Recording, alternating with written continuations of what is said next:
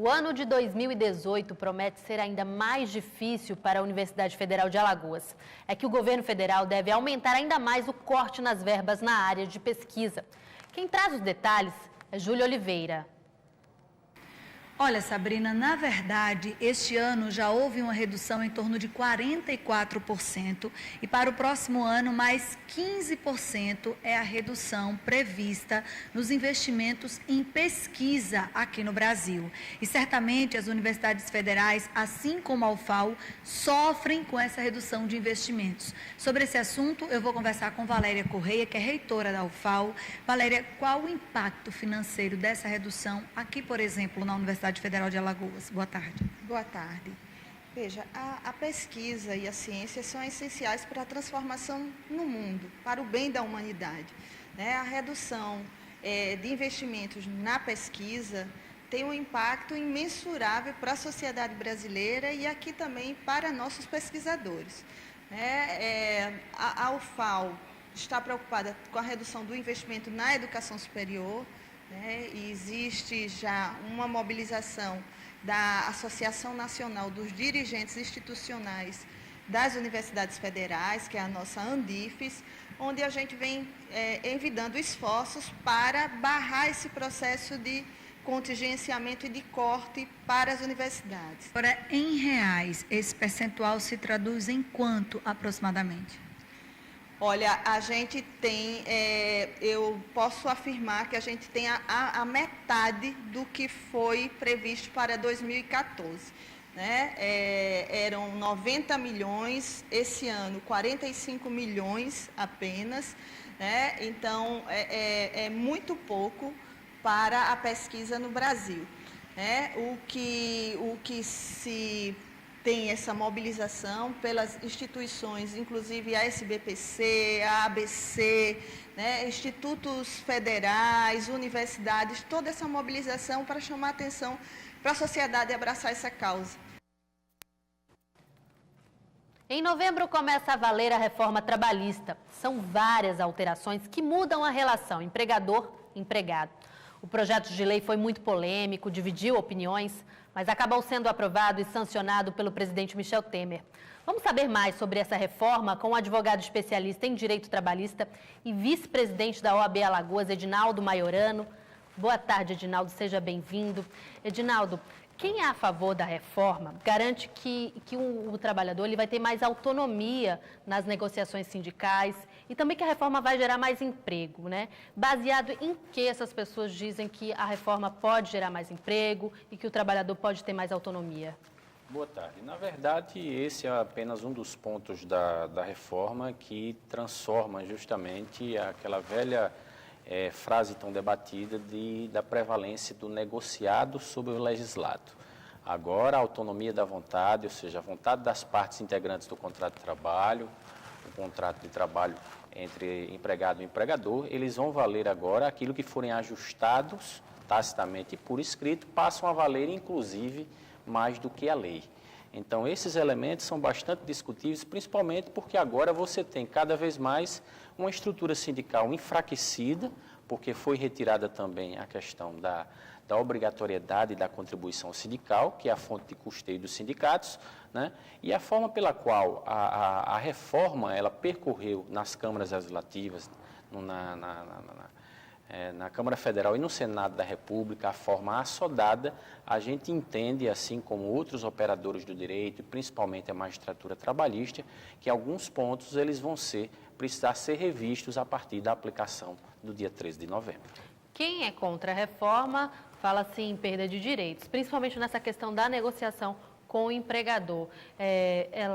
Existe uma força de lei, essa negociação vai ficar realmente acima da lei trabalhista? Como é que vai funcionar? Explica melhor para a gente. Porque, na verdade, os acordos e convenções coletivas, elas são integrantes do que a gente chama de ordenamento jurídico, só que elas não são aquelas normas impostas pelo Estado, né? Existem as normas trabalhistas que regem as relações de trabalho de uma forma geral e os acordos e convenções coletivas que são baseados nessa autonomia firmados entre as entidades representativas sindicais. Então, podem sobrepor as leis trabalhistas? É isso aí que é um grande ponto da discussão. né? Porque do ponto de vista do que a gente chama de hierarquia normativa, os contratos coletivos de trabalho, eles possuem uma hierarquia inferior, por exemplo, à CLT e principalmente à Constituição da República, que é, né, a lei maior do país. Então, isso vai dar muita confusão, né? nesse primeiro momento, principalmente, o que a gente tem debatido amplamente, não só a nível de setores da sociedade, né, principalmente entre nós operadores de direito, é de que nesse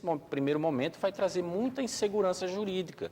Principalmente por quê? Porque até mesmo o judiciário não sabe de que forma vai aplicar. Né? O certo é de que, nesse primeiro momento, gera uma certa instabilidade, principalmente porque, pela forma assodada que foi conduzida toda a negociação para a reforma trabalhista, certamente tem muitas imperfeições e visíveis inconstitucionalidades no texto da nova reforma. E aí, com tanta confusão, se houver tanta confusão, aí pode ser que seja revista essa questão de sobrepor uma lei trabalhista.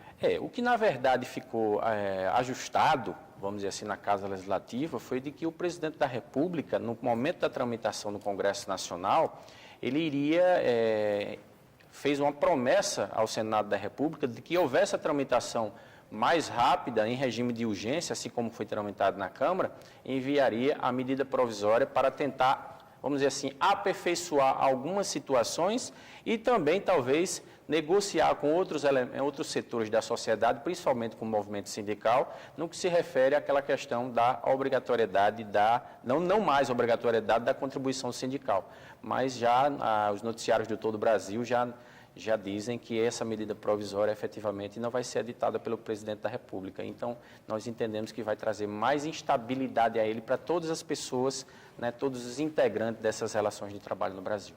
E num acordo sindical, o que pode ser definido? Existem pontos que podem ser definidos no acordo. O que, na verdade, o texto da CLT da nova, que são chamados reforma trabalhista, foi especificar aquilo que a lei já previa, né? Aquela questão da hierarquia. Determinadas situações você não pode negociar. Você não pode colocar no acordo coletivo, por exemplo, situações de redução do salário mínimo. Você não pode reduzir, por exemplo, as situações referentes aos benefícios de seguro-desemprego, 13º salários, férias. Isso não pode mexer. Isso não pode mexer, mas a Constituição já previa que não pode mexer. Então, foi dada a garantia, a possibilidade de se negociar, por exemplo, redução de intervalo intra-jornada, que hoje a lei fala que é no mínimo 1 hora. Existe a possibilidade, no acordo ou convenção coletiva, você reduzir para até 30 minutos. Troca de feriado, né? Sistema de compensação de jornada, né? O mais conhecido como chamado banco de horas, agora vai ser permitido também, até mesmo não só por acordo ou convenção coletiva, mas por acordo individual de trabalho, ou seja, o empregador, né, com uma força maior dentro da relação de trabalho, né, você imagina o que é que vai negociar. Agora, em relação ao banco de horas, vai ser permitido agora, mas existem umas regras aí, né? Não é assim, ele vai ter um banco de horas, muitas horas acumuladas, mas não é bem assim, né? Existem regras dentro disso também. Nesse ponto, eu até entendo que um ponto da reforma específica, ele foi benéfico no sentido de reduzir o tempo de compensação. Hoje, a CLT fala de que esse sistema de compensação via banco de horas, o empregador tem até 1 ano para realizar essa compensação ou efetuar o respectivo pagamento dessas horas que estão acumuladas no banco de horas. Hoje, com a reforma, existe a possibilidade de redução desse tempo para 6 meses. Então, ou seja, dentro de 6 meses, ou o empregador realiza essa compensação ou faz o devido pagamento. Esse é um dos pontos, no meu entendimento, positivos da reforma. Bom, a gente falou rapidamente o que não poderia mudar. Muita gente está achando que os benefícios, os direitos, né, vão ser retirados também. Mas tem coisa que não vai mudar, como o 13º, o que mais que não vai mudar de jeito nenhum, que está garantido por lei. As férias também é a única modificação. Os direitos propriamente ditos, aqueles que são assegurados pela Constituição, mesmo porque seria também muita ingenuidade legislativa, né, determinadas retiradas de direitos que a própria Constituição garante, né? Mas direito às férias estão garantidos. O que modificou na questão das férias foi só a possibilidade de parcelamento dela agora em até 3 vezes, não sendo um período inferior a 15 dias e os demais não inferior a 5 dias, mas estão garantidos o direito ao fundo de garantia, o direito ao 13º salário, o direito à jornada de trabalho extenuante, ou seja, as horas extras, desde que extrapole o limite legal. Então, os direitos mais importantes foram garantidos. O que foram incorporadas outras modalidades modalidades de contrato, né, como, por exemplo, contrato intermitente, o teletrabalho, ou conhecido como home office, que esses elementos a gente entende que enfraquecem as relações negociais e precarizam as relações de trabalho no Brasil. O senhor falou em férias, elas podem ser negociadas para serem parceladas, mas tem muita gente entendendo que o empregador vai impor ao empregado que as férias sejam parceladas.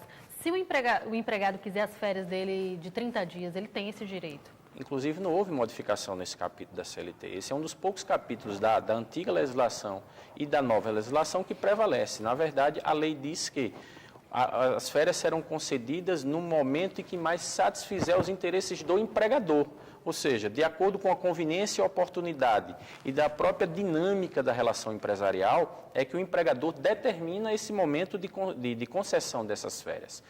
O que houve foi simplesmente uma mudança que, por exemplo, para as pessoas menores de 18 e maiores de 60, agora não existe essa possibilidade de opção e nem de fracionamento. Agora você pode, inclusive, fracionar o que a antiga lei dizia, não, que tinha que ser tirado tudo de uma vez. Agora, inclusive, entra também as pessoas de 18 anos e também mais de 60. Para a gente encerrar rapidinho, qual a relação da reforma trabalhista com a lei da terceirização, que foi sancionada também? Existe a possibilidade de um empregado ser demitido para ser contratado como terceirizado? Na verdade, essa lei da terceirização tramita desde 1998 nas casas legislativas, depois de 2002 foi reeditada. O Supremo Tribunal Federal já dizia que poderia terceirizar agora, inclusive, atividade fim, não só atividade meio, ou seja, o vigilante que do hospital poderia ser terceirizado. Agora, a terceirização ela é ilimitada. E para essa mudança, agora existe um período de carência, vamos dizer assim, de 18 meses. Ele deixa de ser empregado, rescinde o contrato e aí poderá voltar, desde que pague as devidas verbas rescisórias, como elemento terceirizado, ou seja, com a terceirização depois de 18 meses dessa extinção do contrato de trabalho direto com seu empregador. Essa reforma vai dar muito o que falar. Muito obrigada, então, pelas informações. Uma boa tarde para o senhor. Boa tarde. Obrigada. E você pode rever essa entrevista, além de nossas reportagens, no site tvpontaverde.tv.br. E o Jornal do Dia da TV Ponta Verde, emissora do Sistema Opinião, termina aqui. Nos vemos amanhã depois do Plantão Alagoas. Uma ótima tarde.